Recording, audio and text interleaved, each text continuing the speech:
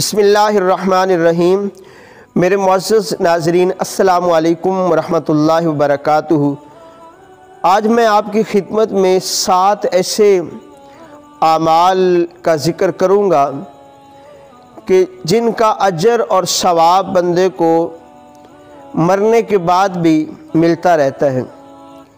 تو یاد رکھیے کہ عقل مند شخص وہ ہوتا ہے کہ اس نے جتنی دیر جہاں کہیں رہنا ہو تو اس کی تیاری کرتا ہے۔ ایک مسافر ہے، وہ جب سفر پہ جاتا ہے تو جتنی دیر اس نے وہاں پہ رہنا ہے جہاں پہ جا رہا ہے تو وہ تیاری کر کے جاتا ہے۔ اگر وہ تیاری کے بغیر جائے گا تو مشکلات آئیں گی۔ اور یہ دنیا بھی ایک مسافر خانہ ہے، اور اس کے لیے ہم کتنی تیاری کرتے ہیں۔ کوئی 50 سال اس دنیا میں رہے گا، کوئی 70 سال، کوئی 100 سال۔ آخر ہم نے اس دنیا سے چلے جانا ہے، اور اس فانی زندگی کے لیے ہم کتنی تیاری کرتے ہیں وہ آپ کے سامنے ہے۔ لیکن کبھی آپ نے سوچا کہ اس دنیا کے لیے بہت ساری تیاری کرتے ہیں، تو جہاں پہ ہم نے چند سال رہنا ہے اور جہاں پہ ہمیشہ کے لیے رہنا ہے، اس قبر کے لیے ہم نے کیا تیاری کی ہے؟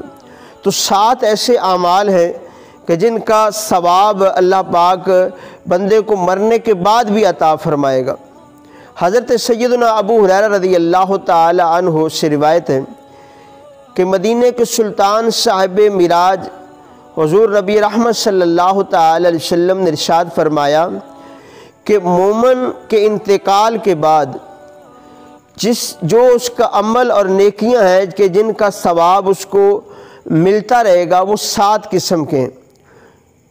وہ کون سے ہیں آپ بھی سنیے۔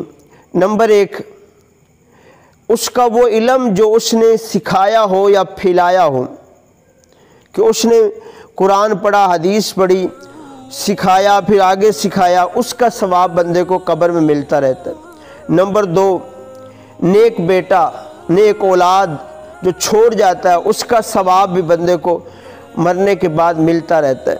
نمبر 3، ورثے میں قرآن پاک چھوڑ جانا، اس کا ثواب بھی ملتا ہے۔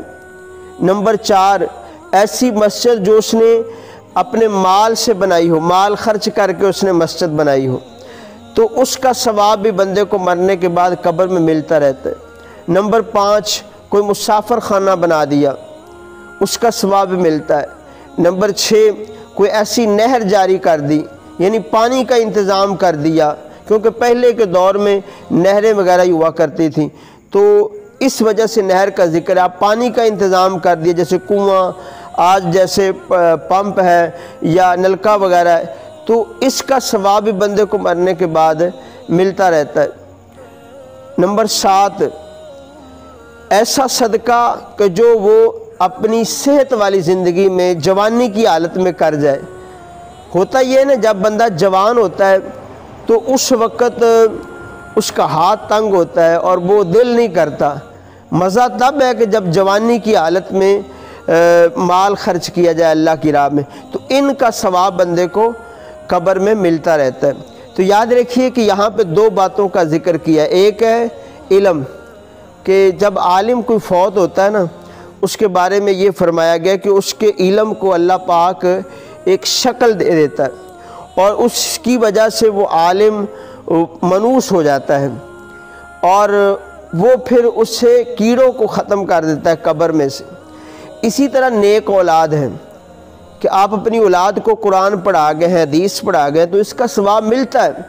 جیسا کہ حضرت عیسیٰ علیہ السلام اپنے دور میں ایک قبر کے پاس سے گزرے تو دیکھا کہ قبر میں عذاب ہو رہا ہے۔ تھوڑی دیر بعد پھر واپس آئے تو دیکھا کہ وہی قبر والا جو ہے وہ جنت کے باغ میں ٹہر رہا ہے۔ حضرت عیسیٰ علیہ السلام حیران ہوئے اور اللہ کی بارگاہ میں عرض کی، باری تعالیٰ یہ راز مجھے بتا دیا جائے۔ تو اللہ پاک کی طرف سے وحی آئی، فرمایا کہ اے پیارے نبی حضرت عیسیٰ علیہ السلام، یہ شخص واقعی گناہ گار تھا، سیاہ کار تھا، جس کی وجہ سے اس کو عذاب ہو رہا تھا، لیکن اس کے مرنے کے بعد اس کے گھر میں ایک بیٹا پیدا ہوا، آج اس کی بیوی نے اس کو مدرسے میں چھوڑا ہے اور اس نے پڑھا ہے بسم اللہ الرحمن الرحیم۔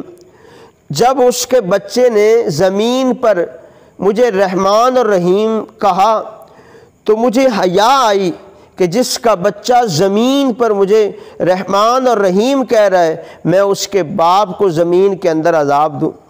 اس وجہ سے اس کا عذاب ختم ہو گیا۔ لہٰذا میرے محترم بھائیوں، ان 7 اعمال جو میں نے آپ کی خدمت میں رکھے ہیں، ہو سکے تو 7 کر لیں، ورنہ جو بھی آپ کو مناسب لگے وہ عمل ضرور کریں، لیکن کریں اللہ کی رضا کے لیے، تو انشاءاللہ تعالیٰ ان کا ثواب ملتا رہے گا۔ اللہ پاک آپ سب کا حامی و ناصر ہو۔